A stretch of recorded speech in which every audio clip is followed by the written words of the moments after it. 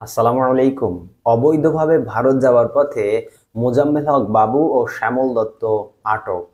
অবৈধভাবে ভারত যাওয়ার পথে একাত্তর টেলিভিশনের সিইও মোজাম্মেল হক বাবু এবং ভোরের কাগজ পত্রিকার সম্পাদক শ্যামল দত্ত, একাত্তর টেলিভিশনের সিনিয়র রিপোর্টার মাহবুবুর রহমান, একটি প্রাইভেট কার ও চালক সহ চারজনকে আটক করেছে স্থানীয় জনতা।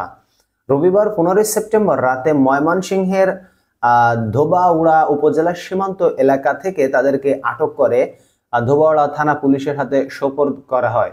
স্থানীয় জনতা তাদেরকে আটক করে ধোবাউড়া পুলিশের হাতে তাদেরকে সোপর্দ করে। আটককৃত চারজন বর্তমানে পুলিশ হেফাজতে রয়েছেন। বন্ধুরা, আপনারা সকলে জানেন একাত্তর টেলিভিশনের সিইও মোজাম্মেল হক বাবু তিনি কি ধরনের খবর পরিবেশন করতেন বাংলাদেশে, এবং দৈনিক ভোরের কাগজের সম্পাদক শ্যামল দত্ত যিনি ছিলেন প্রচন্ড রকমের একজন ইসলাম বিদ্বেষী এবং সেই সাথে বাংলাদেশ বিদ্বেষী এবং ভারত প্রেমী।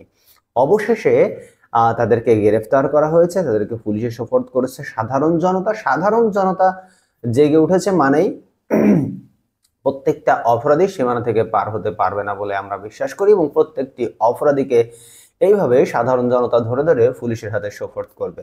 ধন্যবাদ সাধারণ জনতা, এবং ধন্যবাদ আপনাদেরকেও যারা আমাদের এই ভিডিওটি দেখছেন। আমরা আপনাদেরকে সবসময় সার্বক্ষণিক সত্য এবং বস্তুনিষ্ঠ সংবাদ পরিবেশন করার চেষ্টা করি। এর জন্য আপনারা আমাদের চ্যানেলটিকে সাবস্ক্রাইব করে রাখবেন। বন্ধুরা, দেখা হবে অন্য কোনো খবরে, অন্য কোনো বিষয় নিয়ে। সে পর্যন্ত আপনারা সকলে ভালো থাকবেন। এখন এই পর্যন্তই। আল্লাহ হাফেজ।